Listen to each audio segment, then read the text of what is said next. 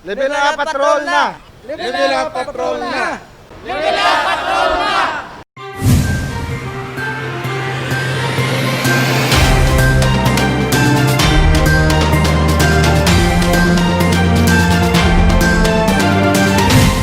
Graciano Lopezina Learning Resource Center ang pagatukuron sa Distrito Sangharo bilang pagkilala sa Ilonggo nga baganihan. Sa lugar nga ini sa Fajardo Street, Haro, ginbunag kag nagdako si Dr. Graciano Lopezina.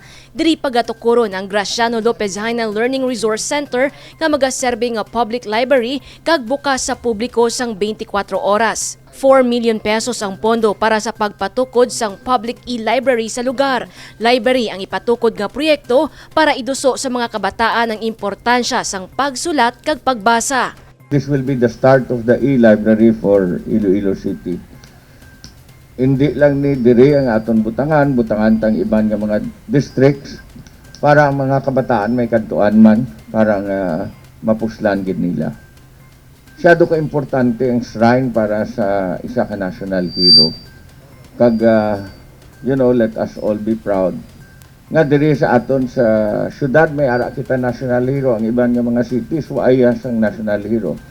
I think we should be proud of Graciano Lopezina. We should be proud of what he did for the country, and ang aton ni nga pagpaubra sini so that ang mga kabataan makita nila nga sa ila gali nga mga katigulangan may mga maisog nga mga tao nga nagkontras ng una sa kusog sang Espanya. Ginkalipay naman sang Dr. Graciano Lopezina Foundation Incorporated ang tikang sang lokal nga panguluhan sang syudad. It's high time to pay homage sa iya for so long a time. Lamo nag-attempt, but it didn't materialize. It's only at this time. At least now, ang iyang talents and skills on journalism, writing, speech, pwede na ma-inculcate sa kabataan diri. Kung ari na di ang library naton, they can do trainings, seminars and workshops on that. And everything about the life and works of Graciano. Salamat kami kay mapalaptan na sa insakto nga panahon sa mga kabataan subong, especially to avoid mga fake news ta. So I think somewhere somehow we have to start, and this is where it would start sa diri sa site sa birthplace ni Graciano, where the installation of the museum and the library. Nagapati ang isa sa mga descendants ni Dr. Graciano Lopezina nga makabulig sa kabataan ang mga hinimuan sini ilabi na sa pagbukas ng ila pang ino-ino nga gamiton ang tingog sang pamatan-on sa kaayuhan. Manami siya sa kabataan nga you can speak your mind in the right way, in the right language.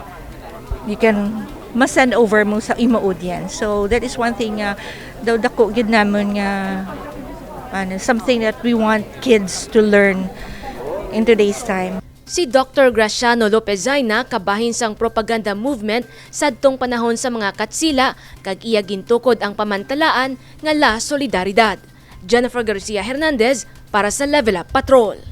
More power nagtugian sang 50,000 pesos para sa Iloilo City Uswag Molecular Laboratory. Samtang power distributor, suportado ang programa sang city government kontra spaghetti wires. Nagpadulong sa talatapan sang alkalde ang presidente sang More Power, Roel Castro. Agud personal nga ihatag ang 50,000 pesos nga donasyon. Isa ang lokal nga panguluhan sa napulo ka mga institusyon nga ginhatagan sang power distributor subong nga bulan sang Disyembre. Since this year is a very, I would say a very different year, no? It's not a normal year, I would say.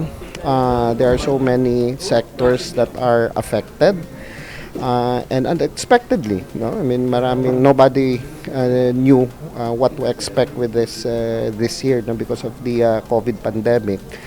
So tayo sa More, since we have a little budget for representation for supposedly for this season.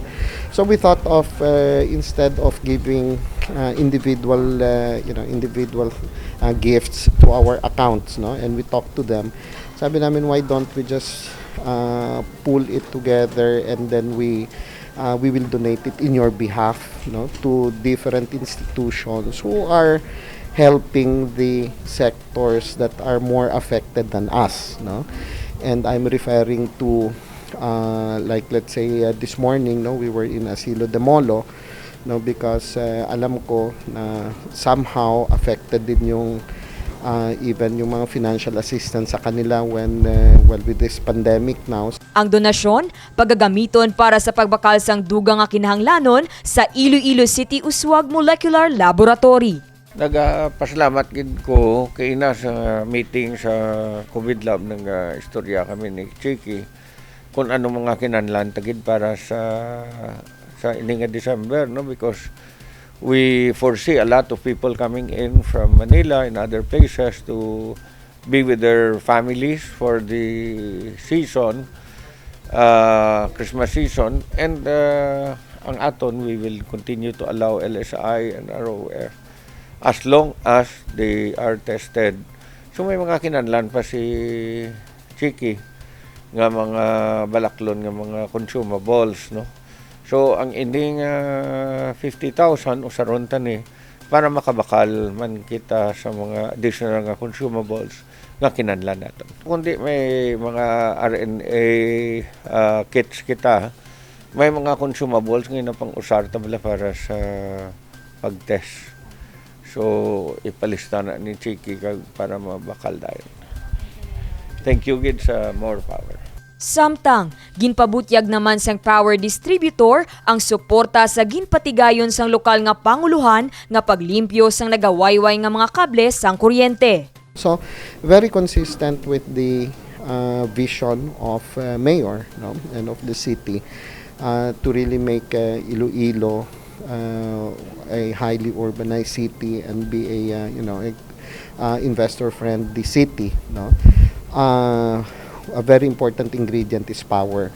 So that is our commitment to mayor and to the Ilonggos, no, to the city of Iloilo, that we're striving everything to make sure that reliable power will be there. And again, I mean, I'm just asking for patience, no? I mean, a few years, no, because we cannot do everything, all the repairs in one swoop, no. We're upgrading facilities. We are increasing the capacity of the substations, and we are also actually in the midst now, no, of doing our terms of reference for the power generator. So by next year, we should be able to bring down further, no, the cost of generation. That would also lower the total electricity cost. Padayon ng ila pagkayo sa mga nagalapta nga kable kag pag-ilis sang daan nga mga poste. Kaupod nila ang mga tiglawas sang telecommunications company sa syudad nga nagasapol agud tayuyon ang ini nga programa. Prioridad sini amo ang mga mayor nga dalanon sang Iloilo City. Dane Raffles para sa Level Up Patrol.